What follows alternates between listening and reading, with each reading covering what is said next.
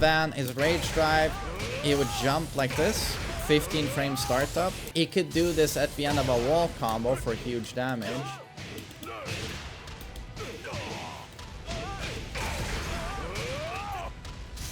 So that was 100 now, but on launch of this character, that would do way more.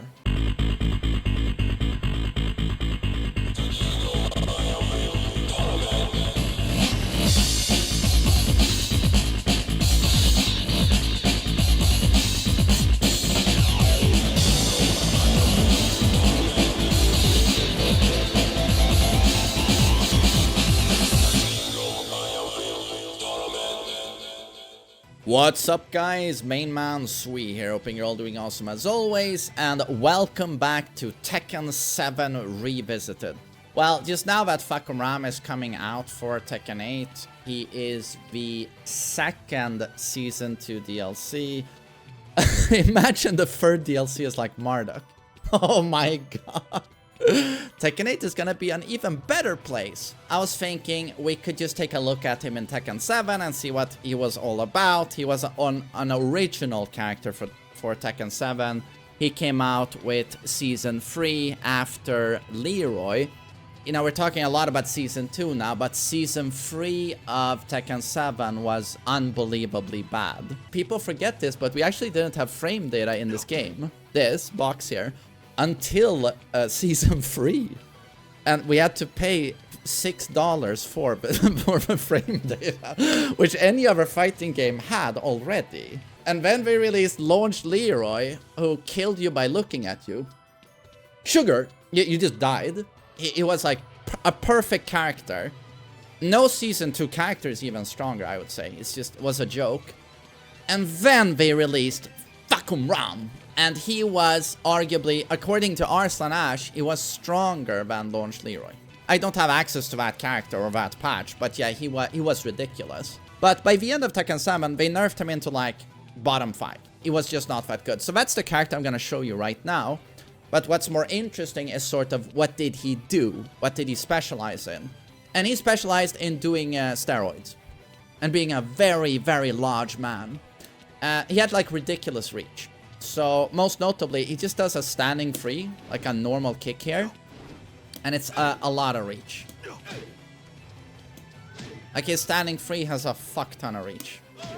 And here, he has a ton of follow-ups and options.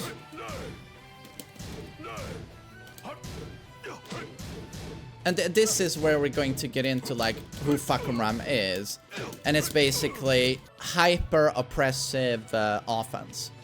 Where he constantly is gambling his health bar because it's so risky, but he just bombards you with mix-ups. Like his down forward 1 has a million extensions. Like he does down forward 1, he can do a down forward 1 2, down forward 1 2 1, down forward 1 4.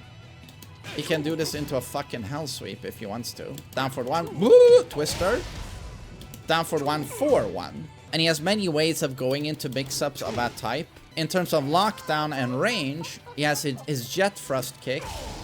Note the reach of this thing. It's a homing launcher.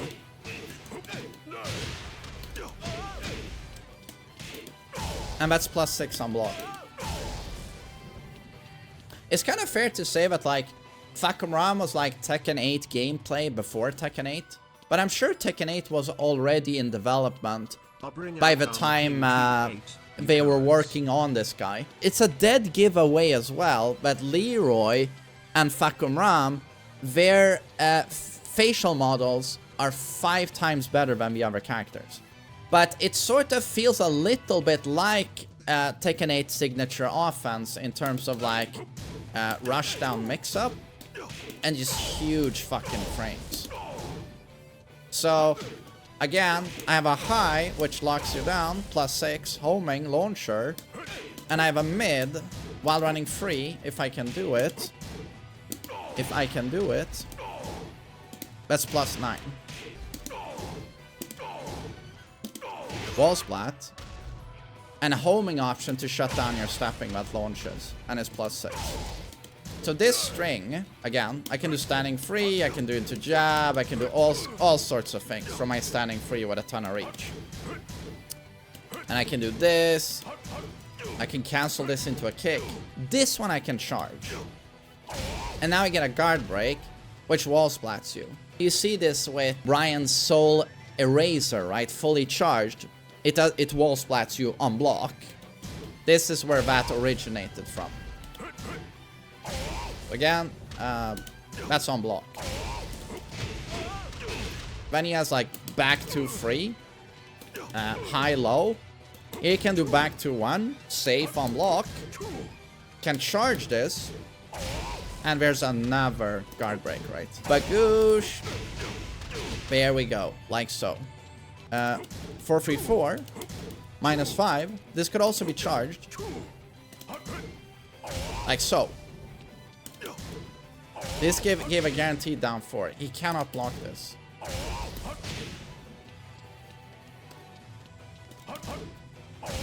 And high wall splat. And then he could run you down with infinity range hell sweep. This was also like... Oh, thanks, Julian. This was also like homing. That was also an unfortunate thing that Tekken 7 introduced, like homing hell sweeps. Pretty much homing hell sweep. Leroy had homing hell sweep from neutral.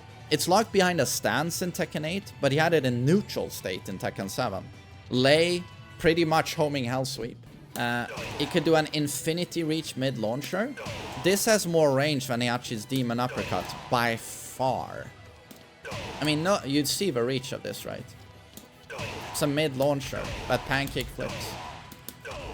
It's interesting to note that this throw was actually bugged on release. On release, it had not a 20 frame break window that we associate with command throws, but it had a 14 frame break window. It was almost unbreakable online. So, yeah, this character had many problems on release. He had a really cool low and down 4, 14 frame startup, so unbelievably fast and a ton of reach. Was launch punishable on block, however. But this looks cool when he does a standing 4 into it on counter it. Oh, he also had some like really cool sabakis. That there, you see? It's a launching sabaki. Isn't that really sick? I think it looks super cool. And also the kick sabaki is back 3-4. Doesn't that also look super sick? And he was known to have like some of the best punishment of launch as well. His 1-4 is still good here, but this was absurd on launch. It would spin them for like plus 13, I think. His 10 frame. And it would wall splat. He had a wall splatting 10 frame. This is his 12 frame. 4-2-1. So here, if we don't back roll, you get this uppercut. For 14 frame, this used to guarantee a follow-up, but they removed that. But it was ridiculously strong. And then for 15 frame, down for 2 free. You can look at his rage art as well.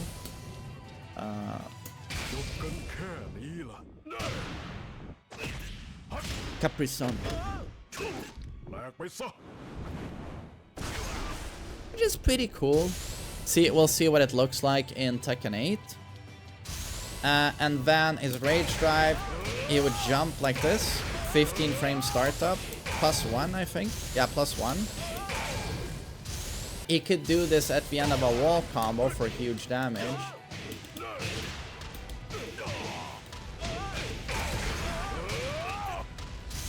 So that was 100 now.